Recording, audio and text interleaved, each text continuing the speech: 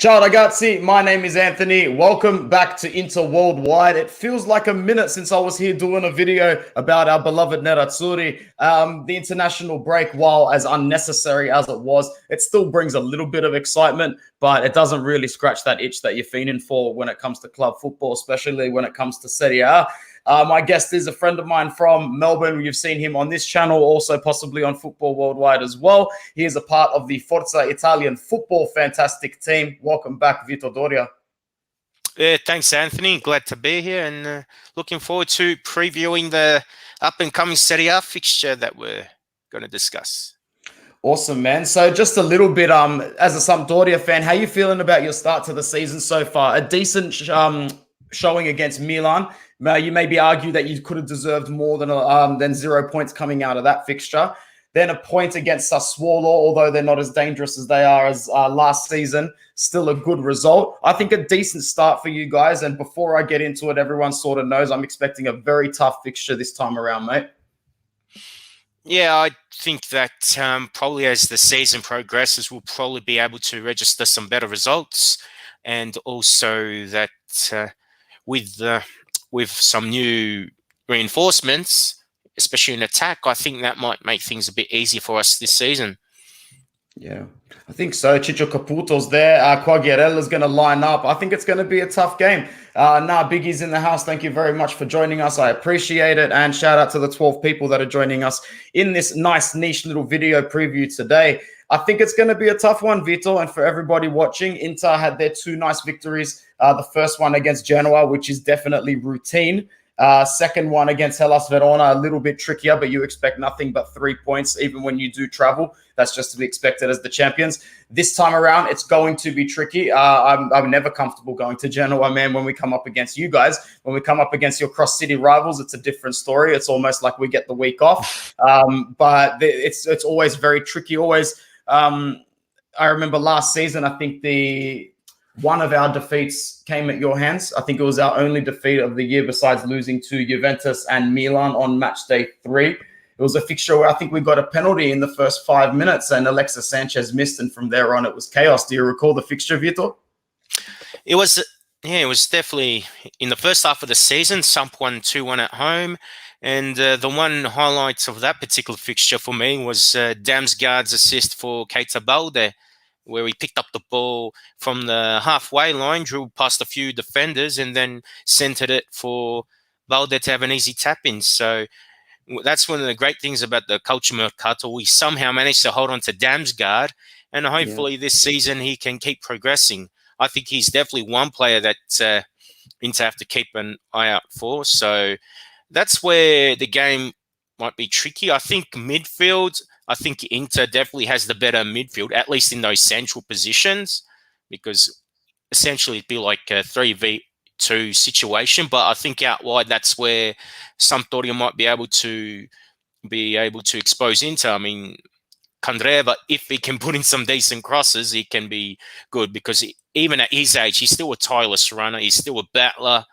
So he'll definitely put in the quantity, if not the quality. And Damsgaard, like I said, has the X factor. So if Candreva and Damsgaard can provide some service for Caputo and Quagliarella, I think that's where Inter could be in for a difficult time. Absolutely. Sky's predicted lineup obviously has Odero in goal, Yoshida and Colli as the centre backs, Berezhinski and Augello as the fullbacks, Thorsby and Ekdal as your holding midfielders, Candreva and Damsgaard as your wide players, although you obviously fancy Damsgaard to come in a little bit more central to help pick up the ball a little bit in order to serve Caputo and Quagliarella. It's a dangerous looking team. In my opinion, I think it's Inter's biggest test of the season so far. So I expect a pretty heated start to this match. I don't expect both sides to want to let up anything too early. It could be a little bit scrappy. Just waiting for that one little incident, even if it doesn't come in the form of a goal, to really break up the run of play. Let's go over to a few comments before I go over to Inter. What's going on, Marcus? Good to hear from you. Got to get myself on one of these streams. You know where to find us, man. Inbox me. I reply pretty quickly. Hello from Indonesia, Jakarta. Nice to hear from you, man, as well. So, Inter. There are a few things that you do need to be worried about, Vito. As worried as I am about the Sampdoria side, I think we'll both agree this Inter side, it is going to post post a little bit of a threat, despite not having a few of our players available due to the international duty and the whole disaster that is South American players still basically being in transit from international duty back to their countries to play. We could talk about that one all afternoon, but Handanovic is expected to start at goal. Milan Skriniar, Stefan de Vrij, and Alessandro Bastoni make up the expected back three. Brozovic, Barella, and Hakan play in the midfield with Damian and Perisic out wide, although there are many, many rumors and whispers coming through that Federico Di Marco has been training hard all week to make the starting lineup. Stefano Sensi is expected to play off Edin Dzeko as a second striker, the way he did a la Genoa in match day 1. It was probably our better performance than against Verona when we played with 2, but that's okay. I'm just going to put that down to striker and team chemistry. This lineup, although it lacks a little bit of depth on the bench this particular match day with no Lautaro, no Arturo Vidal, potentially no Joaquin Correa, although there are rumors saying that he might get about 10 to 20 minutes. Vito, despite the lack of depth, I still feel, though, Inter have it in their hands and in their destiny to win this match and make it 3 games out of 3. What are your thoughts, mate? Yeah, on paper, Inter should be strong enough, even if Inzaghi's been forced into some changes. I think it's fundamental for them to still get some wins on the board. And with even if you got to rely on, say, Sensi or Dzeko to deputise even Darmian, I still think on paper Inter can get that away win. Yeah, I think so as well. How do you expect that the game will go, and what's your early score prediction for this one, mate? Oh, look, even though I think it'd be a tight game, I think it'd be like, I'd say like a 3-2 or 2-1 to Inter. Yeah, fair enough. I'm going to go for 2-1 as well.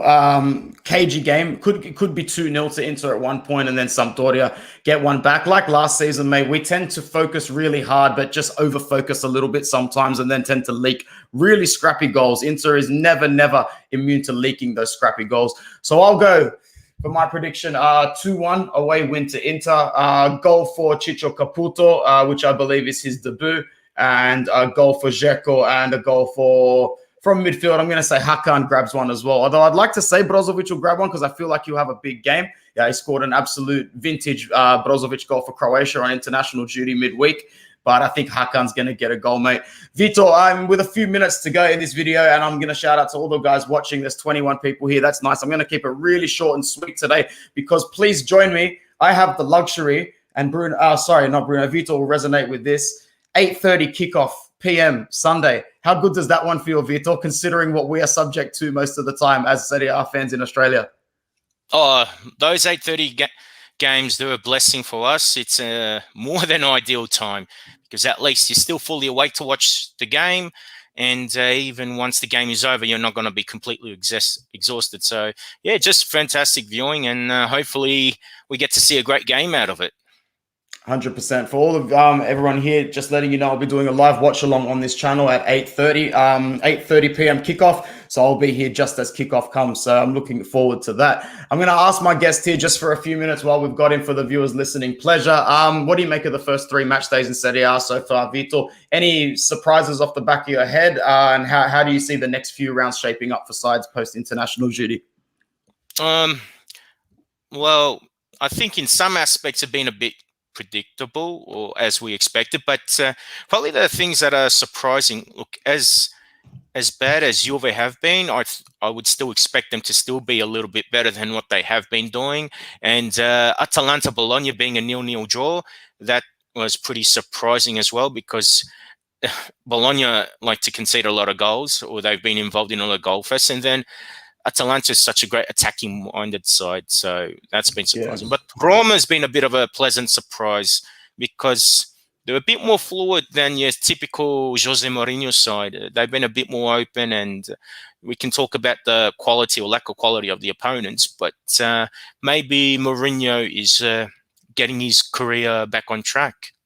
Yeah, absolutely. Your score prediction for Napoli against Juve. On paper, it looks like Napoli might be in for a treat. I looked at the odds on Bet365 today, my friend, and I've never seen Juventus at $3 to win a game for a long time, to be honest. But Luciano Spalletti has 1 win, I think, in the last 25 fixtures against Juventus, man. So what's your score prediction for this one? Yeah, with the outs Juve have and the bad start they've had, I'd probably go Napoli for the 2-1 win. Yeah, nice. And Lazio Milan is another feisty fixture this match day. How do you think that one pans out? Lazio against Milan. Oh, yeah. Oof, that is tough. I would predict a high-scoring draw, but if I got to go a win, maybe Lazio. Yeah, I like Sarri more as a coach than Pioli. So. Yeah. It is early, so it's just good subjective fun at this point. You guys will hear more from Vito on this channel as the season progresses. So thanks, Vito. You want to tell the people listening where they can find you? Well, you can either follow me on Twitter at Vito Doria. Otherwise, you can read my articles on the Forza Italian football website and listen to the podcast, which is on Spotify and other avenues. It's great listening, guys. Get on it. Make sure you leave a like on the video before you leave. It's been short. It's been sweet. I hope we are reconnecting with 3 points. Thank you so much, Vito, for joining us. Forza Inter. Ciao, ragazzi. Welcome, Anthony. Take care.